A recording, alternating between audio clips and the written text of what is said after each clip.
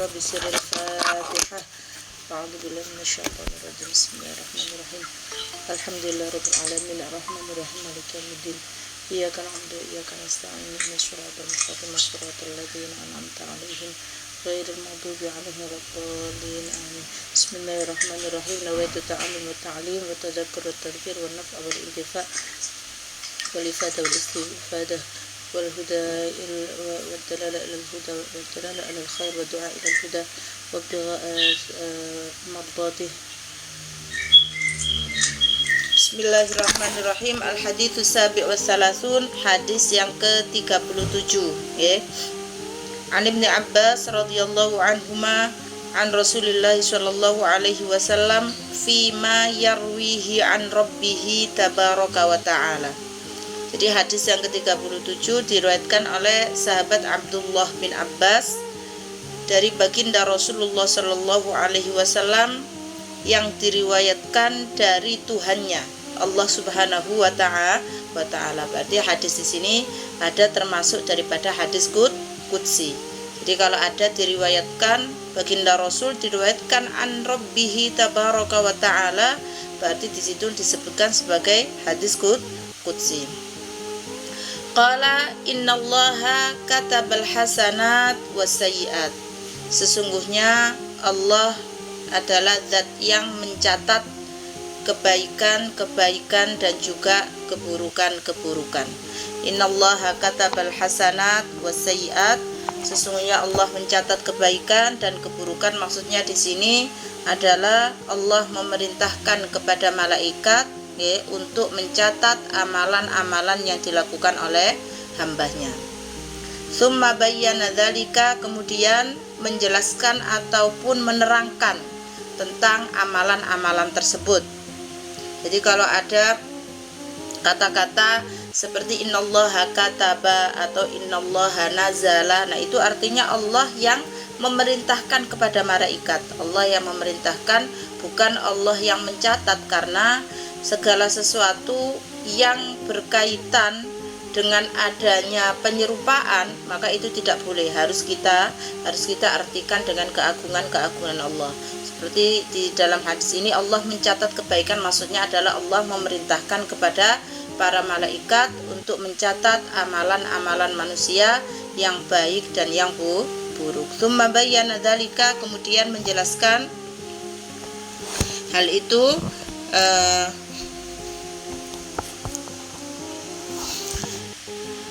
Faman hamma bihasanatin, barang siapa yang ingin, ada keinginan untuk melakukan suatu kebaikan, falam ya'malha, kemudian dia tidak mengerjakannya. Jadi beringinan, ada azam, niat untuk melakukan kebaikan, tapi dia tidak sampai melakukannya, tidak mengerjakannya, maka katabahallahu indahu hasanatan kamilah, maka Allah mencatat amalan tersebut ataupun niatan tersebut yang tidak dilakukan, dari niat baik yang tidak dilakukan, dicatat sebagai hasanah, satu kebaikan yang sempurna.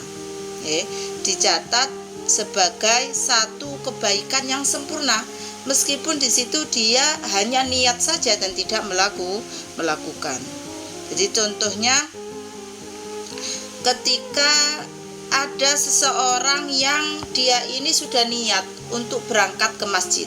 Jadi sudah niat untuk berangkat ke masjid untuk melakukan sholat berjamaah. Ternyata sampai di masjid sholat jamaahnya sudah selesai. Nah, dengan niat yang dia lakukan, namun dia tidak melakukannya karena ada beberapa hal yang menjadikan dia ini tidak menjadi sholat berjamaah, maka tetap di situ dia akan mendapatkan pahala seperti orang yang sholat berjamaah. Makanya dikatakan satu niatan dari amalan yang kebaikan yang tidak dilakukan, maka Allah tetap mencatatnya sebagai satu kebaikan yang sempurna. Contoh lagi, misalkan kita sudah niat ini, hari ini niat mau hadir majelis taklim. Ternyata ada sesuatu yang menjadikan kita ini tidak jadi hadir, entah itu di perjalanan mobilnya mogok, ataupun ada sesuatu yang menjadikan dia ini macet sehingga dia ini datang ke tempat majelis taklim terlambat, maka tetap dengan adanya niatan dia dari awal untuk hadir ke majelis taklim, meskipun dia nantinya itu datang terlambat ataupun sampai tidak hadir ke dalam majelis taklim tersebut, tetap akan dicatat sebagai satu amalan kebaikan yang sempurna. Dan itu semuanya adalah berkat daripada agungnya karunia yang Allah berikan. Jadi hal semacam itu tidak Allah berikan kepada umat-umat terdahulu. Jadi tidak Allah berikan kepada umat-umat selain umatnya Nabi Muhammad. Semuanya ini adalah kekhususan atau keistimewaan yang Allah hanya berikan kepada umatnya Nabi Muhammad. Makanya ada satu riwayat, Nabiullah Musa itu pernah suatu saat beliau ini menghadap ke langit, dan ternyata di langit itu beliau melihat ada tulisan yang mana di situ Allah telah memberikan banyak keistimewaan kepada suatu umat. Dengan dia ini melakukan satu kebaikan, maka Allah akan melipat gandakan pahalanya. Akhirnya Nabi Musa pun bertanya, dan Nabi Musa kan terkenal sebagai kalimullah. Makanya dalam ayat Al-Quran, wa kallamallahu Musa taklima. Jadi yang suka ngobrol, suka berbicara itu adalah Nabiullah Musa, sehingga mendapatkan gelar kalimullah. Jadi ketika beliau ini melihat di atas ada tulisan bahwasanya Allah itu memberikan satu keistimewaan, jikalau seorang ini melakukan suatu kebaikan maka Allah akan lipat gandakan kebaikan itu. Beliau ini bertanya, untuk siapa wahai Allah keistimewaan itu? Apakah itu untuk umatku? Kata Nabi Musa, tidak, itu bukan untuk umatmu, tapi untuk umat Nabi Muhammad. Dan masih banyak tertulis di situ keistimewaan yang lain yang Allah hanya berikan kepada umatnya Nabi Muhammad. Maka Nabi Musa pun berharap dan menginginkan umatnya juga mendapatkan keistimewaan seperti itu. Tapi Allah tidak memberikan keistimewaan itu kepada umatnya Nabi Muhammad, kepada umatnya Nabi Musa, hanya Allah berikan kepada umatnya Nabi Muhammad. Akhirnya saking putus asanya umatnya tidak diberikan keistimewaan seperti umatnya Nabi Muhammad, beliau meminta sendiri, ya sudah ya Allah, kalau gitu, kalau umatku tidak engkau berikan keutamaan, keistimewaan seperti umat Nabi Muhammad, maka jadikan saja aku ini sebagai umatnya Muhammad, sebagai umatnya Nabi Muhammad. Jadi beliau meminta beliaunya Nabi Musa ini dijadikan sebagai umatnya Nabi Muhammad, karena saking banyaknya keistimewaan yang Allah hanya berikan kepada umat Nabi Muhammad, tidak diberikan kepada umat-umat yang lain. Nah, kita tahu memang dalam hadis disebutkan a'mar ummati, kata baginda Rasul, a'mar ummati ma baina sittin wa sab'in. Jadi umurnya umatku itu antara 60 sampai 70. Memang dalam umatnya Nabi Muhammad tidak ada yang diberikan umur yang panjang, berbeda dengan umur umat-umat yang terdahulu hingga lebih daripada ribuan tahun. Tapi dalam umatnya Nabi Muhammad antara 60 sampai 70. Tapi dengan umur yang sedikit, dengan umur yang pendek di sini Allah memberikan banyak keistimewaan. Di antaranya ketika seseorang itu melakukan hal kebaikan, maka Allah lipat gandakan daripada satu kebaikan itu hingga menjadi berlipat-lipat dengan sesuai dengan apa yang dikehendaki oleh Allah Subhanahu wa taala. Sehingga mereka umat-umat yang terdahulu meskipun memiliki umur yang panjang, akan tapi mereka tidak bisa menyamai untuk mendapatkan pahala melebihi daripada yang Allah berikan kepada umat Nabi Muhammad Shallallahu Alaihi Wasallam. Semuanya ini adalah dikarenakan kita ini menjadi umatnya Nabi Muhammad. Jadi kalau kita bukan menjadi umatnya Nabi Muhammad, ya tidak akan mendapatkan keistimewaan seperti ini. Maka ini harus wajib kita syukuri bahwasanya kita ini dijadikan, ditakdirkan oleh Allah menjadi umat baginda Nabi Muhammad Shallallahu Alaihi Wasallam. Maka dikatakan juga dalam Burda itu kan, bi akramir rusli kunna akramal umami.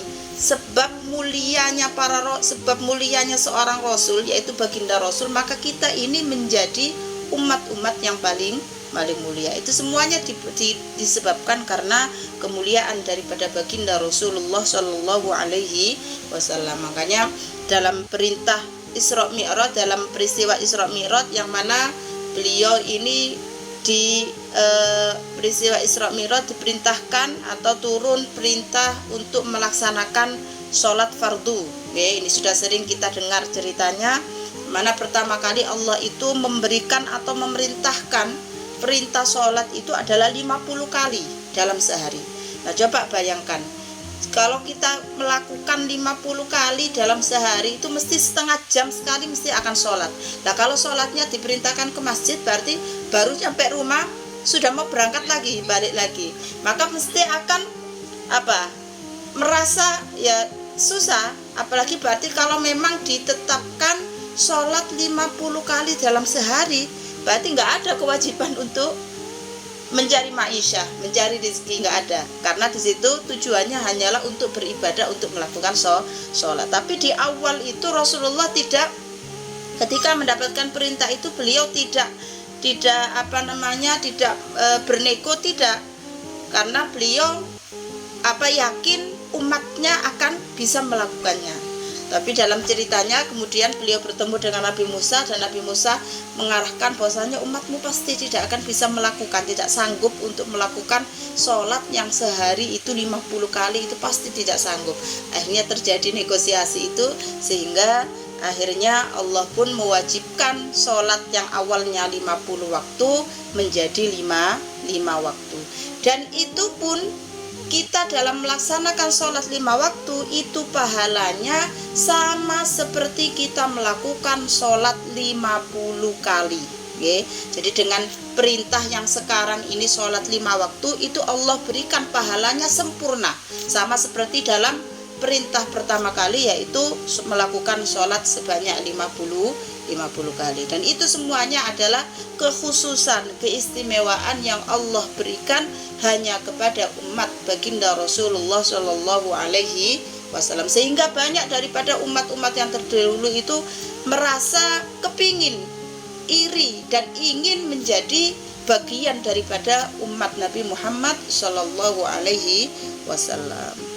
Kalau orang-orang yang sekarang ini masih memeluk agama Yahudi mungkin ya, karena Nasrani kan sudah jelas penyembahnya bukan manusia, bukan Allah. Yahudi itu pahalanya seperti apa Ustaz? Orang Yahudi yang mana dulu? Orang Yahudi yang termasuk ahli kitab atau bukan? Yang ada sekarang, yang ada sekarang itu bukan daripada ahli kitab. Jadi kebanyakan daripada ya sama, selain daripada termasuk daripada orang-orang non muslim. Beda kalau orang-orang yang ahli kitab yang terdahulu, jadi beda dengan kenapa? Ahli kitab itu sekarang masih ada kenapa? Jadi kalau ahli kitab sekarang itu tidak ada. Jadi yang ada yang sekarang ya Yahudi Nasrani ini sudah dalam ibadah atau penyembahannya itu sudah dikatakan non muslim, tidak sesuai dengan yang benar. Makanya tadi contohnya misalkan kita ini sudah niat untuk hadir majelis taklim kayak tadi, ataupun niat mau sholat jamaah, ternyata di tengah jalan kita ada macetnya ataupun ada tamu yang datang ke rumah sehingga kita nggak jadi yang mau hadir ke majelis taklim, maka di situ Allah tetap berikan pahala daripada niat kita melakukan satu kebaikan yang kita tidak bisa amalkan, itu menjadi satu kebaikan yang sempurna, dicatat dan mendapatkan pahala seperti melakukan kebaikan yang sempurna. Beda kalau dia ini hanya niatan kosong. Jadi misalkan dia hanya mengatakan, oh nanti kalau ada orang yang minta-minta, orang pengemis, nanti akan saya kasih uang 10.000. Ternyata ketika datang pengemis nggak dikasih sama dia, padahal di kantongnya ini sudah ada uang. Itu berarti hanya niat saja tapi tidak ada keinginan yang sesungguhnya, hanya niatan kosong. Beda kalau seperti itu, maka tetap tidak dicatat sebagai amal kebaikan. Makanya Allah berfirman di dalam Al-Qur'an surat Al-An'am ayat 160, "Man jaa'a bil hasanati falahu asyru amsalihha." Siapa yang melakukan kebaikan, satu kebaikan, maka Allah akan lipat gandakan menjadi 10 kebaikan. Kita baca Al-Qur'an atau kita bersedekah, kita hadir majelis taklim seperti ini nanti Allah kasih pahalanya itu 10 kali lipat. Jadi bukan hanya ditulis satu kebaikan, tapi dilipat gandakan oleh Allah hingga menjadi 10 kali lipat. Dan ukuran artinya dilipat gandakannya pahala menjadi 10 kali lipat itu adalah aqallu darajatit tad'if. Paling sedikitnya Allah memberikan pahala yang dilipat gandakan. Berarti masih banyak yang keinginan yang Allah berikan jadi pahala amalan yang dilipat gandakan, itu berarti saking banyaknya sampai tidak bisa kita hitung. Semuanya itu Allah berikan kepada hamba-hambanya yang dikehendaki oleh Allah. Jadi yang paling sedikit tingkatan ataupun nilai dan ketika Allah itu melipat gandakan pahala seseorang, kebaikan seseorang, itu paling sedikitnya adalah menjadi 10 hasanah, menjadi 10 kebaikan. Ila sab'i mi'ah. Nggih. Untuk masalah pengemis ini kadang-kadang masih bolak balik hati saya itu, ada yang membolehkan dikasih, ada yang enggak, karena ada yang menganggap mereka profesi. Bahkan di salah satu media di sana baca, kalau bisa nyekolahkan anaknya ke kedokteran sana. Di sini juga ada. Di sini juga ada. Di sini juga ada. Setiap hari orangnya datang. Ternyata ada satu orang yang dia kenal sama dia ini, rumahnya ini ada, ternyata rumahnya sangat bagus sekali tingkat rumahnya itu, tapi dia kesini memang tujuannya kerjaannya dia untuk meminta-minta, memang profesional. Caranya bagaimana? Caranya kalau kita ini memang memiliki kelebihan harta, ya sudah kasih secukupnya. Jangan sampai kita menolak meskipun dia itu adalah seseorang yang seorang yang bisa memiliki lebih daripada kita. Nah, karena dia datang kita, itu urusan dia. Karena Rasulullah juga sudah mengatakan, man fataha babal mas'alah fatahallahu alaihi sab'ina baban minal faqr. Siapa orangnya itu yang suka minta-minta, maka nantinya Allah akan jadikan dia sebagai orang yang fakir. Entah bukan di dunia, tapi nanti di akhirat malah akan dijadikan sebagai orang yang fakir daripada pahala, kekurangan daripada mungkin nanti di situ Allah akan mengurangi daripada perlakuannya. Maka kalau ada orang seperti itu, ya tetap kasih saja daripada kita ini sudah nggak ngasih tapi malah menyakiti ataupun sampai marahi, kamu ini kesini aja terus setiap hari. Nah, nggak usah seperti itu, ya kasih seberapa gitu. Nah, biar meskipun nanti itu urusan dia yang kalau dia itu memang profesinya, ya sudah.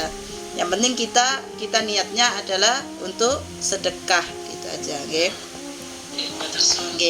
Jadi Allah lipat gandakan pahala itu hingga ila sab'i mi'ati dhi'fin, sampai 700 lipat ganda Allah melipatkan daripada kebaikan pahala seseorang. Ila ad'afin katsirah, sampai di situ tidak terbilang. Artinya sudah sampai terserah Allah, yang mau ngasih berapa itu terserah Allah. Dan semuanya itu disebabkan karena keikhlasan daripada niat seseorang melakukan kebaikan, dan juga karena adanya kemanfaatan yang bisa didapatkan oleh orang-orang banyak. Makanya dalam surat Al-Baqarah Allah juga menyatakan wallahu yudha'ifu liman yasha. Allah itu yang melipat gandakan pahala kebaikan seseorang bagi siapa saja yang dikehendaki oleh Allah Subhanahu wa ta'ala. Makanya ada dari amalan-amalan ataupun ibadah yang di sini nilai kelipatannya itu sangat besar sekali. Lah mungkin kalau kita melihat, kalau kita apa sih artinya pahala ataupun catatan amal yang Allah kasih hingga ada 20 lipatan, 15 atau sampai ke 700, itu kan sesuatu yang tidak nampak, itu kan artinya tidak nampak di depan kita. Beda kalau misalkan ini satu hari ini, ayo siapa yang hari ini puasa sampai 3 hari Ayyamul Bid, 13, 14, 15 ini siapa yang puasa 3 hari ini, maka nanti setiap buka aku kasih uang misalkan 200.000, kemudian aku kasih makanan yang enak-enak, pasti semuanya akan mau. Dan itu semuanya adalah ya masih tergantung dengan keimanan seseorang. Nah kalau kita diterangkan di hadisnya seperti ini, Allah lipat gandakan ada yang 10 hingga 700, itu meskipun sesuatu yang tidak nampak dari kita, tapi kita tidak boleh mengingkari, karena ini adalah firman Allah dan juga disabdakan oleh baginda Rasul, yang mana baginda Rasul itu wa ma yantiqu 'anil hawa in huwa illa wahyu yuha. Jadi beliau apapun yang beliau sampaikan itu bukan berasal dari hawa nafsu atau keinginan beliau, semuanya adalah merupakan wahyu daripada Allah Subhanahu wa taala. Jadi kalau kita sampai mengingkari maka hukumnya dosa, naudzubillah. Dan Allah pun innallaha la yukhliful mi'ad, dan Allah adalah zat yang tidak pernah mengingkari janji. Kita kalau dijanjikan orang mungkin dia masih ingkar, ya. Kalau ada maunya, janjinya banyak, kalau sudah tercapai maunya, dilupakan semuanya janjinya.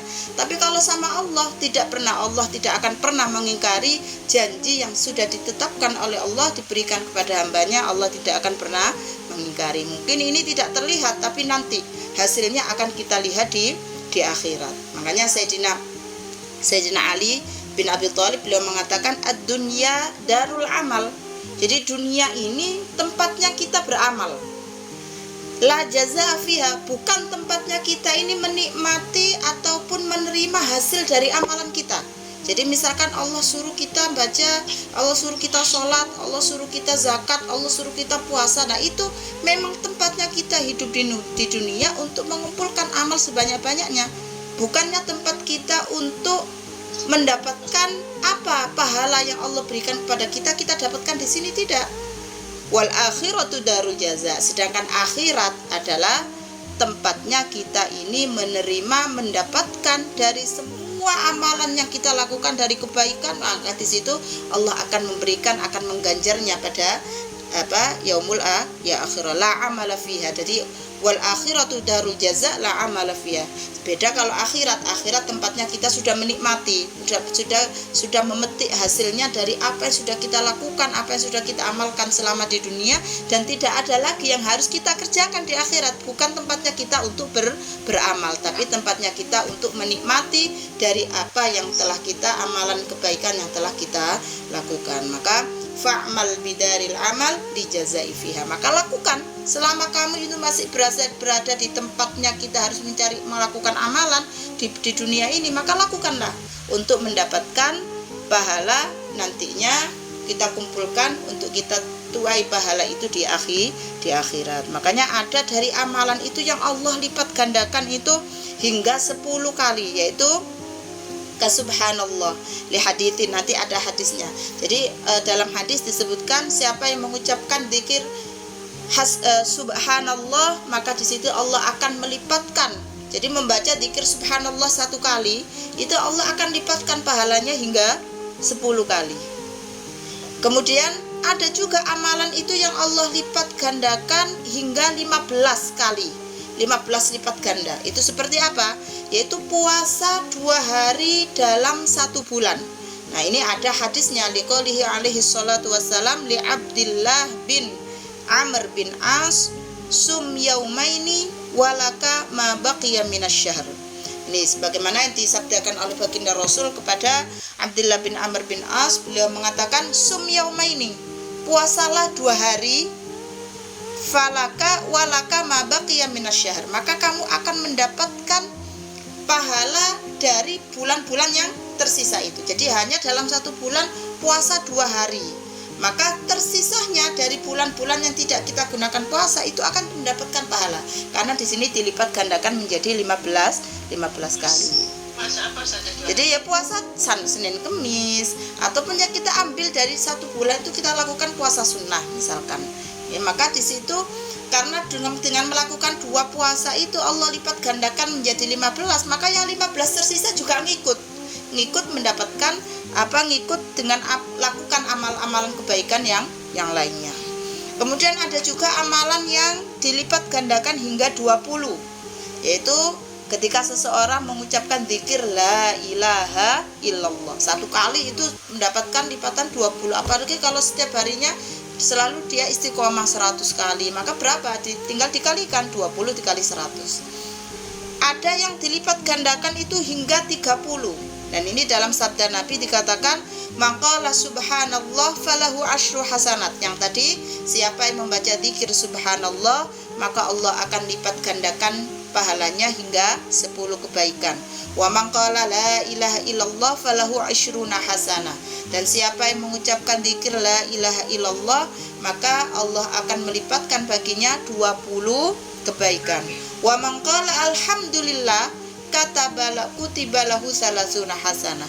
Dan siapa yang mengucapkan zikir alhamdulillah, maka Allah akan catat, Allah akan beri pahala baginya 30 kali lipat kebaikan. Jadi subhanallah, alhamdulillah, la ilaha illallah termasuk amalan-amalan yang mudah kita ucapkan di lisan, namun hal ini menjadikan timbangan kebaikan kita ini menjadi berat, karena memang Allah banyak memberikan lipatan ganda pahala daripada zikir-zikir yang kita baca ini. Nah, ini kita belum merasakan, baru nanti merasakannya nanti kalau sudah di akhirat, baru kita tahu, oh ternyata dari amalan zikir-zikir yang kita ucapkan itu banyak pahalanya. Eman ya, kita sampai nyesel kenapa dulu waktu kita ini masih punya waktu yang luang, artinya waktu yang kosong tidak kita gunakan untuk banyak zikir, tidak kita gunakan untuk banyak membaca Al-Quran. Jadi nanti kalau orang-orang yang dengan adanya hadis-hadis seperti ini nggak percaya, baru nanti di sana dia rugi, nyesel, kenapa dulu nggak saya lakukan, padahal itu adalah sesuatu yang mudah, namun Allah di situ kasih pahala yang berlipat-lipat. Baik tahu maupun tidak tahu, seandainya bisa. Baik tahu maupun tidak tahu, nggih, baik tahu tidak tahu tetap nggih, Allah akan memberikan balasannya itu tadi. Nah, sekarang jenengan tahu, oh ternyata ini ada hadisnya di sini, ternyata yang baca subhanallah dilipat gandakan 10, kemudian yang baca la ilaha illallah dilipat gandakan 20, yang baca alhamdulillah dilipat gandakan 30. Ini sudah tambah yakin bahwasanya apa yang selalu disampaikan untuk selalu membaca zikir, selalu membaca Al-Quran memang ada diterangkan di dalam hadis yang bahwasanya Allah akan lipat gandakan pahala-pahala itu semuanya. Dan ada amalan yang dilipat gandakan itu hingga 50. Nah, wa nau'un yudha'af bi khamsin. Li khabari, ada hadis juga, man qara'al qur'ana bi i'rabihi falahu bi kulli harfin khamsuna hasanah. Siapa yang membaca Al-Qur'an dengan i'rabnya, yang dimaksud dengan i'rab di sini bukan i'rab dalam ilmu nahwunya, bukan. Tapi yang dimaksud dengan i'rab di sini adalah membacanya dengan ilmu tajwidnya, dengan tartil dan dengan mengerti makna lafadznya. Jadi bukan hanya sekedar baca itu dengan tartil, tajwidnya dipakai, kemudian dengan baca Al-Quran dia tahu sedikit-sedikit artinya sehingga faham apa makna yang terkandung dalam Al-Quran. Maka di situ Allah akan berikan pahala, Allah akan lipat gandakan setiap hurufnya itu, Allah lipat gandakan hingga 50 kebaikan. Nah, bayangkan kita baca alif lam mim itu 3 hurufnya. Nah, itu kalau satunya dilipat gandakan 50, berarti dari alif lam mim sudah mendapatkan 150 kebaikan, pahala kebaikan. Nah, makanya ini semuanya adalah kekhususan atau keistimewaan yang hanya Allah berikan kepada umat Nabi Muhammad. Meskipun mereka ini umurnya pendek-pendek, tapi bisa meraih amalan-amalan yang pahalanya itu banyak, karena memang ini adalah yang Allah khususkan kepada Nabi Muhammad. Maka kita harus syukur, kita harus benar-benar syukur bahwasanya kita ini dijadikan umatnya Nabi Muhammad. Kemudian juga wa nau'un yudha'af bi 500. Ada juga amalan ibadah itu yang dilipat gandakan hingga 500. Ada hadisnya, sholatur rajul fi baitihi bi sholatin wa sholatuhu fil masjid alladhi yujamma'u fihi bi 500 sholat. Jadi sholatnya orang laki-laki yang dia itu melakukan sholat di rumah, maka dia akan mendapatkan 1 pahala sholat. Wa sholatuhu fil masjid, tapi kalau sholatnya orang laki-laki di masjid alladhi yujamma'u fihi, yang mana di masjid itu mesti sholat yang dilakukan dengan berjamaah, maka bi 500 sholat, maka Allah akan melipat gandakan pahalanya itu hingga menjadi 500 lipat pahala melakukan sholat. Wa naun yudhaf bisab'i mi'ah, dan ada juga yang pahala itu yang dilipat gandakan hingga 700 dan hingga 7.000. Apa itu? Disebutkan juga di dalam hadis, man arsala binafaqatin fi sabilillah wa aqama fi baitihi falahu bikulli dirhamin 700 dirham. Siapa yang menginfakkan hartanya di jalan Allah, namun dia ini enggak ikut, artinya tidak ikut terjun di dalam agama Allah, di jalan Allah, dan dia ini tetap melakukan iktikaf di masjid atau tetap berada di rumahnya, falahu bikulli dirham 700 dirham. Maka setiap dirham, artinya uang yang zaman dulu setiap dirham yang dia keluarkan itu akan Allah lipat gandakan hingga 700 dirham. Maka ini pernah diterangkan oleh seorang yang alim, pernah mengatakan, jadi sama halnya ini ketika ada orang yang dia ini tidak ikut terjun berjuang di dalam menyebarkan agama Islam, tidak ikut berdakwah, tapi dia ini memberikan, menginfakkan hartanya kepada orang-orang yang sedang berdakwah ataupun kepada orang-orang yang sedang menuntut ilmu, maka dia akan mendapatkan pahalanya berapa ini tadi, dilipat gandakan hingga 700 kali. Wa man ghaza bi nafsihi fi sabilillah falahu bikulli dirham 7,000 dirham. Dan siapa yang ikut berperang sendiri dengan dirinya sendiri, dia ikut, maka Allah akan berikan pahalanya itu menjadi 1000 lipat ganda pahala. Kemudian ada juga amalan yang Allah lipat gandakan hingga 100.000. Hingga 100.000. Kalau tadi 7.000, ini 100.000. Nah, liqaulihi alaihi salatu wassalam, ada dalam hadis disebutkan oleh baginda Rasulullah sallallahu alaihi wasallam, man dakhala suq faqala bi sautin murtafi' la ilaha illallah wahdahu la syarikalah lahul mulku wa lahul hamdu yuhyi wa yumit wa huwa hayyun la yamut biyadil khair wa huwa ala kulli syai'in qadir. Nah, ini kira-kira bisa apa enggak melakukan ini? Jadi siapa orangnya yang masuk ke pasar, jadi pasar ini enggak harus pasar tradisional, baik itu di swalayan atau di mal-mal, kemudian dia ini masuk membaca doa masuk pasar, ya ini tadi, la ilaha illallah wahdahu la syarikalah lahul mulku wa lahul hamdu yuhyi wa yumit la yamutu biyadil khair wa huwa ala kulli syai'in qadir, bisautin murtafi, dengan suara yang keras, bukan hanya dalam hati. Kalau dalam hati semuanya bisa ini melakukan, tapi harus dengan suara yang lantang. Jadi di keramaian, ketika masuki mall atau swalayan atau pasar, kemudian dia ini dengan suara yang lantang mengucapkan doa ini, maka Allah akan lipatkan pahalanya menjadi 100.000. Coba ada yang berani melakukan ini, jadi masuk ke mall kemudian dengan suara yang keras atau sampai membawa speaker, kemudian membaca ini. Nah, mungkin semuanya menjadi pusat perhatian, dilihat oleh orang-orang, tapi memang ini Allah berikan pahala dengan melakukan ini. Allah berikan pahala itu hingga dilipat gandakan menjadi 100.000. La ilaha illallah wahdahu la syarikalah lahul mulku wa lahul hamdu yuhyi wa yumit wa huwa hayyun la yamut biyadihil khair wa huwa ala kulli syai'in qadir. Biyadihil khair wa huwa ala kulli syai'in qadir.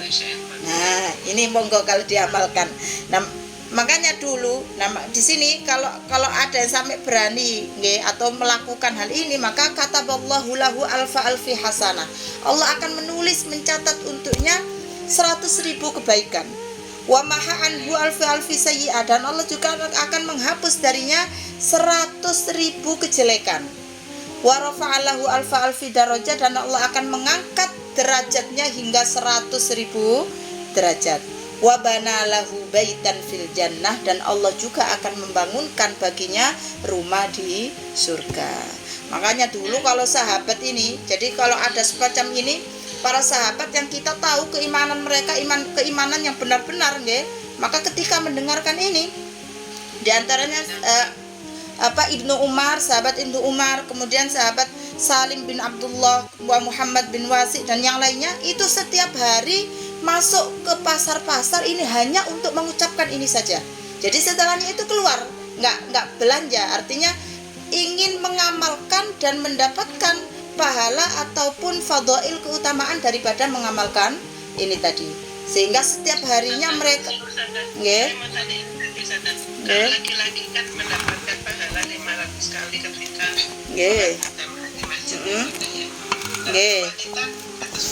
Nah, kalau perempuan lebih baik sholatnya di rumah. Makanya di sini disebutkan sholatur rojul, sholatnya laki-laki. Sholatnya 500 kalinya bisa pada. Kalau perempuan sama saja bisa melakukan pahala, bisa mendapatkan pahala yang banyak juga bisa. Sholat di rumah berjamaah maka akan dapat pahala berlipat-lipat juga sama. Makanya kan dulu ketika ada ayat-ayat Al-Quran yang disebutkan, kenapa yang diturunkan ayat Al-Quran itu hanya dalam bentuk mudzakkar.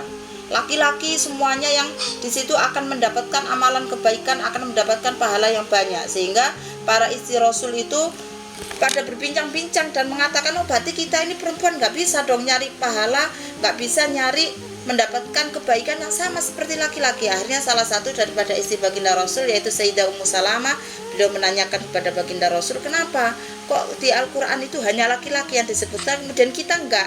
Berarti kita ini nggak bisa dong cari kebaikan ataupun ingin mendapatkan pahala yang sebanyak-banyak seperti laki-laki. Sehingga turun ayat yang disebutkan juga laki-laki dan perempuan. Ada as-shaimin was-shaimat. Jadi setelah bentuk mudzakkar ditambah dengan bentuk muannasnya. Wal hafidhina furujahum wal hafidhat. Kemudian wadzakirinallaha wadzakirat. A'addallahu lahum maghfiratan wa ajran 'azima. Sama. Jadi laki-laki perempuan ingin mendapatkan pahala yang banyak juga sama-sama bisa mereka. Sehingga dengan adanya ayat itu menjadi tenanglah mereka istri-istri baginda Rasul.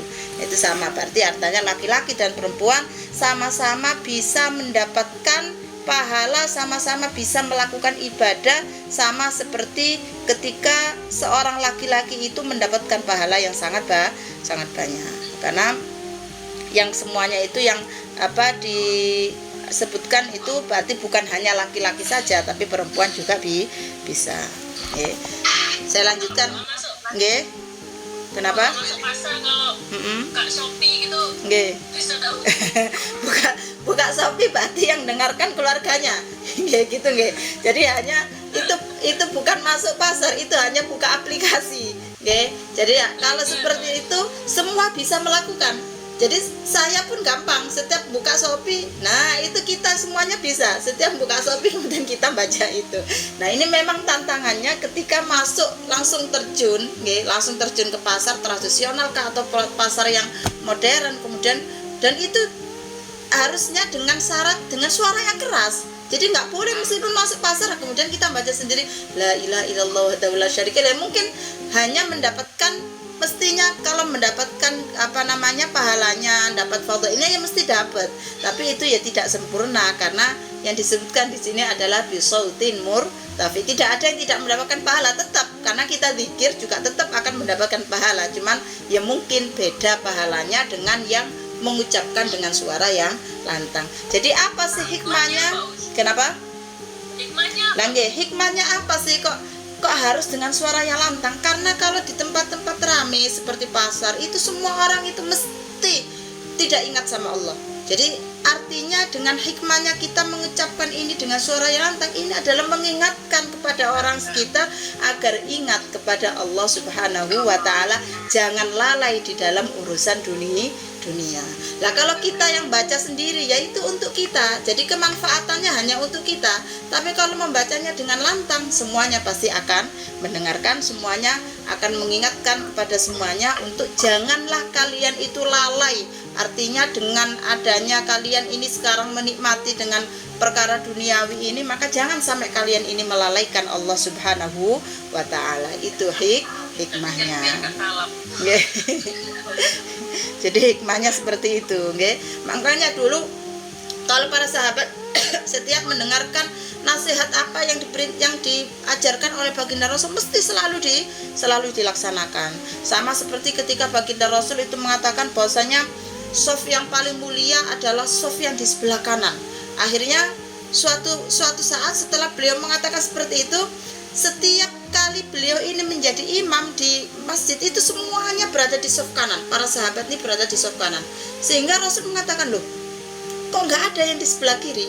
Akhirnya Rasul teringat, oh iya, saya pernah mengatakan bahwasanya saf yang paling mulia adalah saf yang sebelah kanan. Akhirnya Rasul mengatakan, yang mengimbangi di saf sebelah kiri juga sama mendapatkan pahala. Akhirnya mereka lari juga ke saf yang kiri. Nah, seperti itu. Jadi para sahabat setelah mendengar apapun daripada nasihat, amalan-amalan baik itu selalu diamalkan. Ya mungkin beda dengan kita ya. Kalau kita mungkin keimanannya hanya iman yang nyata di depan mata, belum ada keimanan yang kuat di hati, gitu nggih. Makanya pernah juga Rasul itu juga menyampaikan bahwasanya paling utamanya saf adalah yang berada di depan. Sehingga para sahabat itu saking kepinginnya saling berebut itu di depan sampai bertengkar, sampai hingga saling bunuh membunuh. Karena mereka menginginkan mendapatkan pahala di saf yang pertama. Keras juga ya orang tua. Nah, itu nggih, karena mereka ini yaitu semuanya itu mereka lakukan ya karena iman itu tadi. Artinya setiap apapun yang diucapkan oleh baginda Rasul itu mereka selalu melakukan kepingin jadi mereka melakukan seperti itu adalah dikarenakan ingin berebut di dalam urusan agama, bukan di dalam urusan dunia. Jadi mereka lakukan itu adalah nggak mau mereka saling mengalah di dalam urusan agama, nggak mau. Jadi nggak ada, makanya kita kan nggak boleh. Artinya kita al-itsar fid din, al-itsar fil ibadah itu mamnu. Dalam kaidah fikih kan gitu. Al-itsar fil ibadah mamnu. Mendahulukan orang lain di dalam masalah ibadah itu dilarang. Contohnya misalkan itu tadi, ada saf pertama masih kosong. Kemudian kita nyuruh orang, kamu aja yang ke depan, saya di belakang. Itu nggak boleh, dilarang. Karena itu dalam masalah agama hendaknya kamu yang ke depan, jangan nyuruh orang. Tapi kalau al-itsar fi ghairil ibadah mustahab. Kalau mendahulukan orang lain bukan di dalam urusan agama, bukan dalam urusan ibadah, diperbolehkan. Misalkan antri, kayak gini, kita ada tamu, terus misalkan atau sholat bareng sama teman atau lagi perjalanan atau gimana, bukan hanya satu punya kita. Jadi kita duluan sholat ya teman kita duluan sholat karena lebih awal kita sholat di waktu yang lebih awal.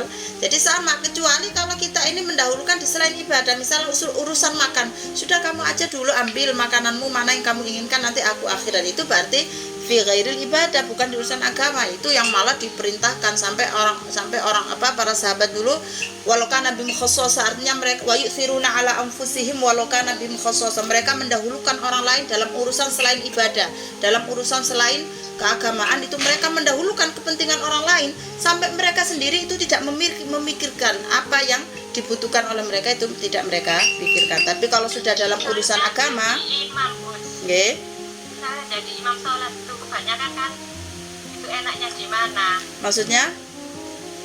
Ada yang biasanya kamu aja gitu loh. Gitu.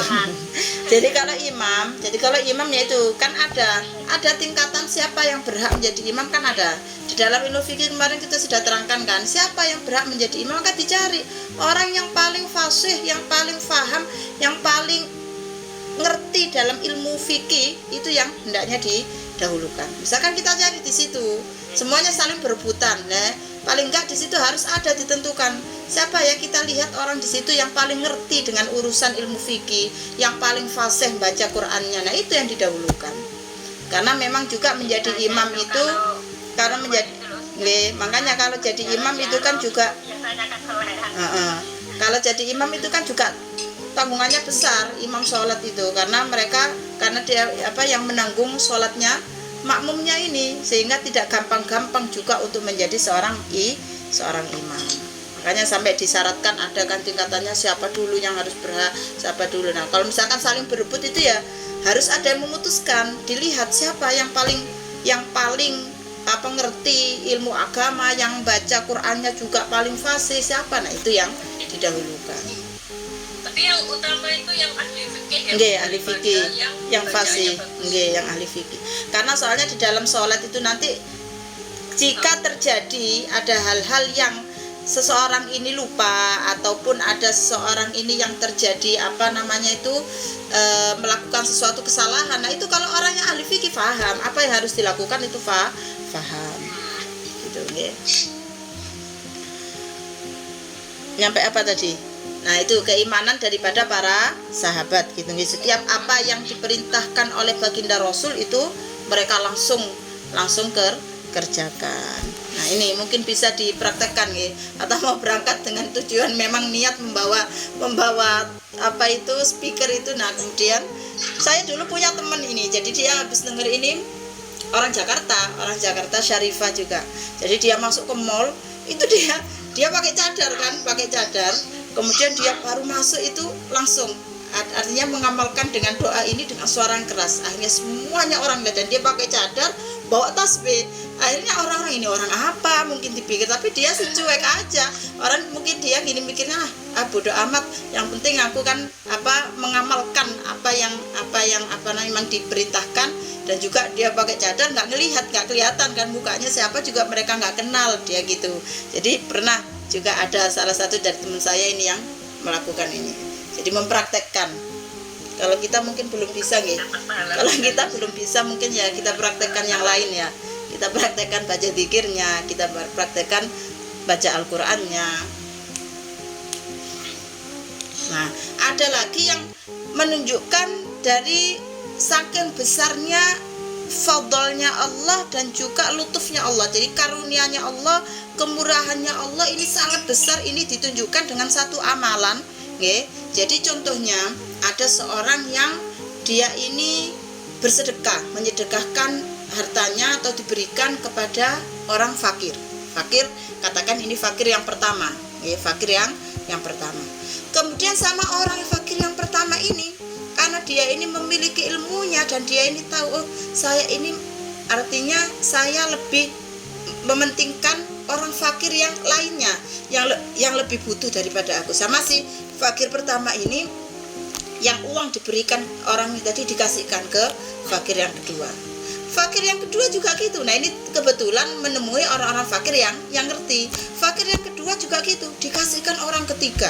Yang fakir ketiga juga gitu, dikasihkan orang keempat. Jadi bukan dari dikasih itu dipakai sendiri, tidak. Nah, ini termasuk menunjukkan daripada keagungan, daripada kemurahan Allah, yaitu apa? Ketika ada orang yang melakukan hal itu kan setiap hasanah dilipat gandakan 10 kebaikan.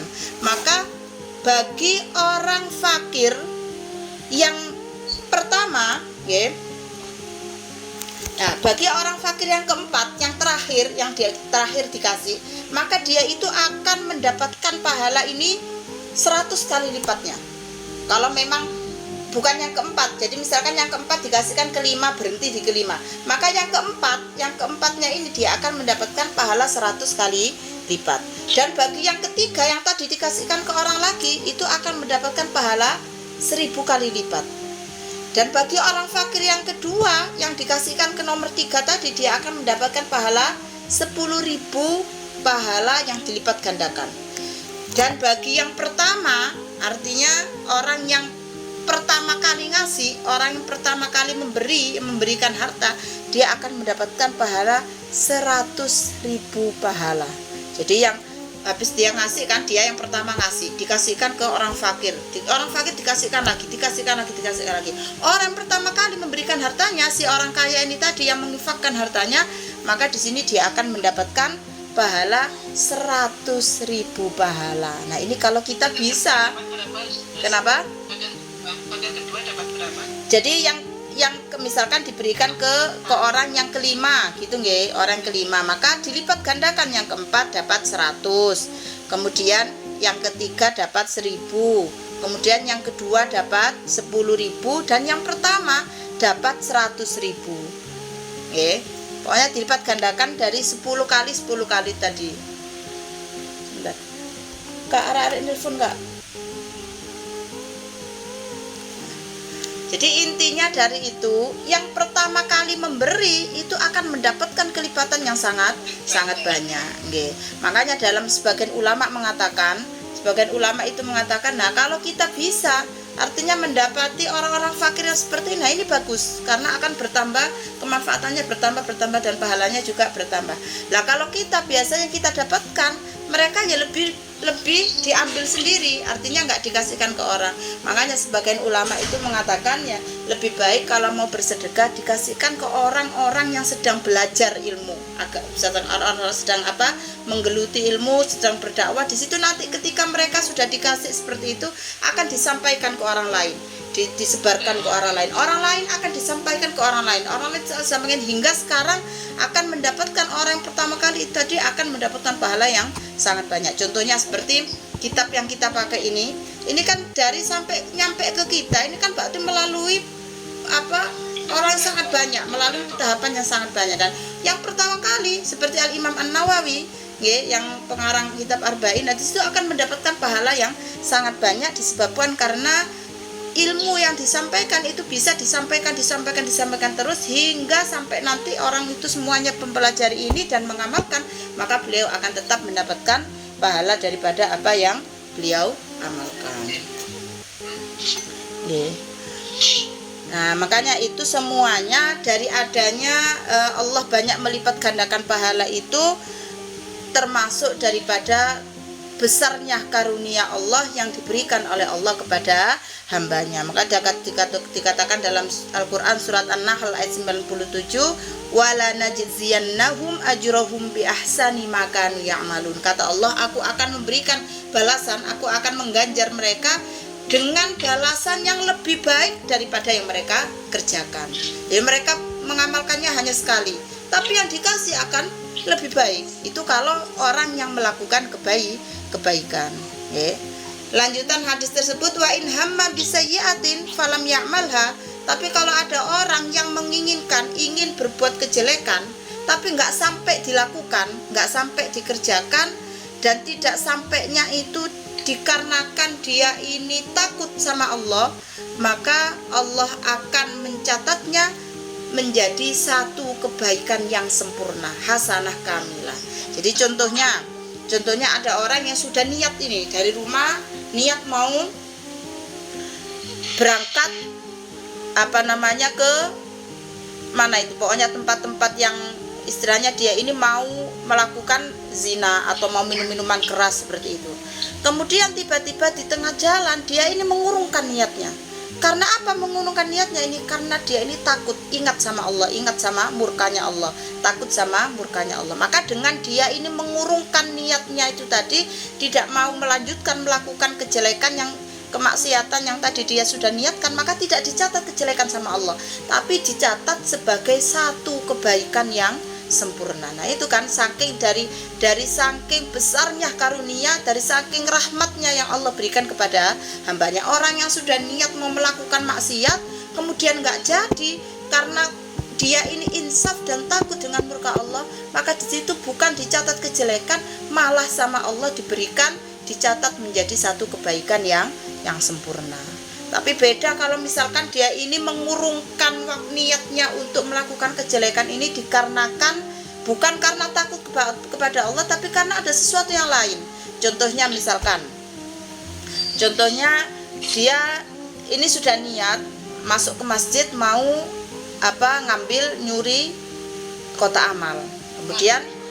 Kemudian di situ dia sadar, oh ternyata di masjid ini ada CCTV. Nggak jadi, aku urungkan saja, aku nanti nyari tempat atau masjid yang tidak ada CCTV-nya. Itu berarti dia mengurungkan niat jeleknya bukan karena takut kepada Allah, tapi takut karena yang lain, karena dilihat oleh CCTV. Kalau seperti itu tidak dicatat menjadi suatu kebaikan, tapi di situ tetap akan ditulis sebagai kejelekan, satu kejelekan. Gitu. Walaupun tidak dilaksanakan. Wa in hamma biha fa'amilaha kataballahu sayyi'a wahida. Nah, kalau dia ini berkeinginan untuk melakukan kejelekan kemudian dilakukan, maka akan dicatat menjadi satu kejelekan. Makanya di sini kalimatnya bukan sayyi'ah kamilah, tapi hanya satu kejelekan. Kalau Allah catatnya satu kejelekan berarti nggak harus sempurna, tapi ketika seseorang itu melakukan satu kebaikan, Allah catat menjadi satu kebaikan yang sempurna. Atau Allah itu ketika seseorang itu menginginkan kejelekan tapi nggak jadi karena takut kepada Allah, maka Allah akan catat sebagai satu kebaikan yang sempurna. Dan ketika seseorang itu berniat jelek kemudian dia melakukannya, itu sama Allah dicatat menjadi satu kejelekan, bukan kejelekan yang sempurna, bukan. Nah, ini semuanya adalah termasuk daripada rahmatnya Allah. Makanya jangan sampai kita ini terputus ataupun kita ini putus asa daripada rahmatnya Allah Subhanahu wa ta'ala. Maka dalam ayat Al-Quran disebutkan wa man jaa bis-sayyi'ati fala yujza illa mislaha. Kata Allah, siapa yang melakukan satu kejelekan maka tidak akan dibalas kecuali yang sama seperti dia lakukan. Jadi Allah itu adil, nggak pernah ketika ada seseorang itu yang berbuat jelek kemudian di situ balasannya akan lebih dari yang dia lakukan, tidak. Tapi kalau dia ini melakukan satu kejelekan, ya sudah dibalas sesuai dengan apa yang dilakukan. Beda kalau ketika orang itu melakukan kebaikan, maka Allah akan memberikan balasan itu lebih baik daripada amalan yang dilakukan oleh hambanya. Itu merupakan keadilan dan merupakan kerahmatan daripada Allah Subhanahu wa ta'ala. Makanya jangan, meskipun ada kata-kata seperti itu, artinya ketika seseorang ini ada niatan jelek kemudian mengurungkan akan tetap dicatat kebaikan. Jangan sampai kita ini berarti enak kalau kita ini ada niatan-niatan untuk seperti itu, tidak. Karena namanya dosa itu ada dua, ada dosa itu shaghair dan ada dosa itu kabair. Dosa yang kecil itu dosa yang dengan kita melakukan ibadah-ibadah ketaatan maka Allah akan ampuni. Seperti kita melakukan sholat, maka Allah akan ampuni. Adanya dosa-dosa kecil yang kita lakukan maka akan diampuni dengan kita melakukan sholat, puasa, sedekah. Karena dalam hadis juga disebutkan as-sholatu ila sholah kafaratun lima bainahuma. Jadi sholat ke sholat yang berikutnya itu akan menjadi penebus kesalahan ataupun dosa-dosa yang kita lakukan. Jadi subuh dengan zuhur, sholat zuhur itu akan menjadi penebus dari dosa yang kita lakukan dari subuh sampai zuhur. Kemudian kita sholat asar. Nah, sebagian ulama mengatakan dosa besar itu apa? Yaitu dosa yang disebutkan adabnya, disertakan siksanya, itu namanya dosa besar. Berarti dosa yang tidak disebutkan siksaannya berarti itu masuk dosa kecil. Contohnya bagaimana?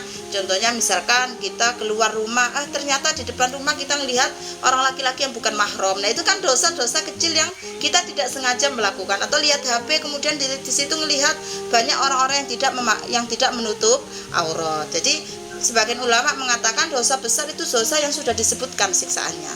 Nah, zina, kemudian riba. Nah, itu semuanya sudah ada sebutan siksanya. Itu adalah dosa besar. Berarti kalau kita melihat walaupun perempuan kalau nggak pakai aurat, kalau kita lihat kita kan masuk dosa juga ya. Jadi kalau perempuan kita melihat mereka nggak pakai aurat. Nah, kalau auratnya yang ditampakkan itu sampai nggak sewajarnya, sampai ke atas, itu pakaiannya terlalu ke atas sampai kelihatan. Nah, itu juga sesuatu yang tidak baik. Maka sholat berikutnya asar, kemudian maka itu akan menjadi penebus antara dosa kita lakukan dari zuhur sampai asar, begitu seterusnya. Makanya diibaratkan sholat 5 waktu itu seperti kita mandi sekali 5 kali. Nah, bagaimana bersihnya orang sehari itu mandinya 5 kali, mesti akan sangat bersih daripada kotoran-kotoran yang menempel. Sama seperti ketika orang sholat, melakukan sholat 5 waktu, maka itu adalah sebagai penebus antara yang sholat satu dengan sholat yang berikutnya.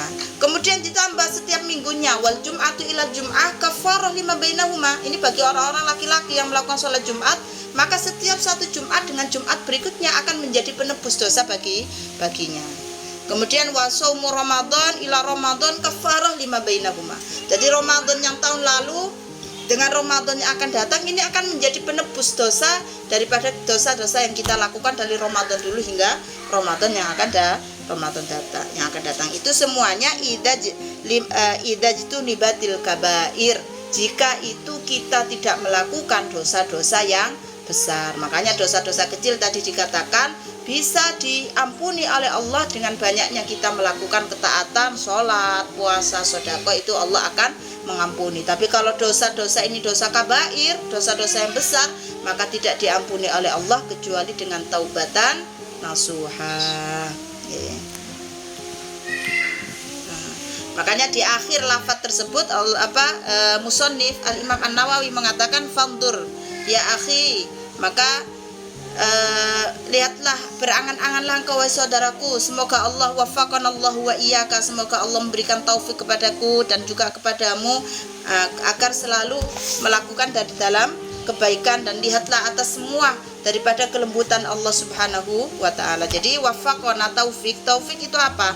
Taufik itu adalah sesuatu yang menjadikan seseorang itu mampu untuk melaksanakan ketaatan kepada Allah. Itu namanya taufik. Contohnya Allah kasih kita taufik untuk bisa taklim. Allah kita kasih taufik untuk bisa melakukan sholat duha. Allah kasih kita taufik untuk bisa melakukan sholat tahajud. Di saat semuanya tidak melakukan, maka itu adalah merupakan taufik daripada Allah Subhanahu wa ta'ala. Makanya taufik itu mahal, okay?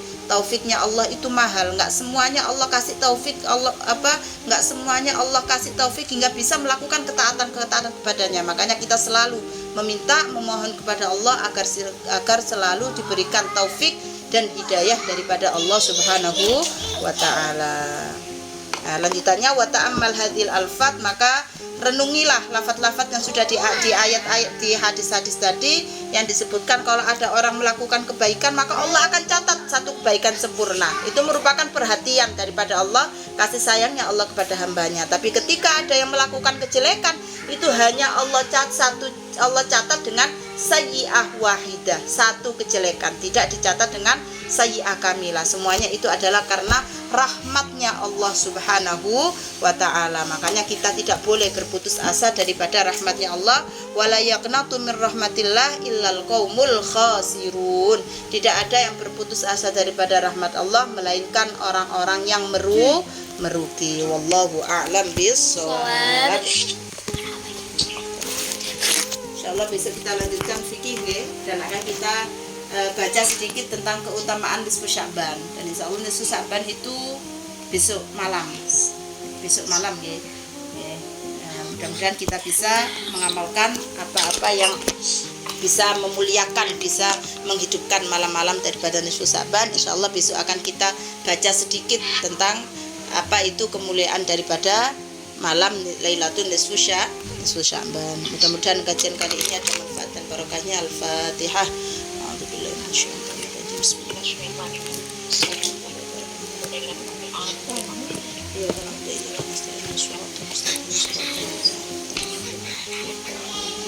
Bismillahirrahmanirrahim. Subhanakallahumma bihamdika asyhadu an la ilaha illa anta astaghfiruka wa atubu ilaik. Wal 'afu minkum. Assalamualaikum warahmatullahi wabarakatuh. Tomorrow.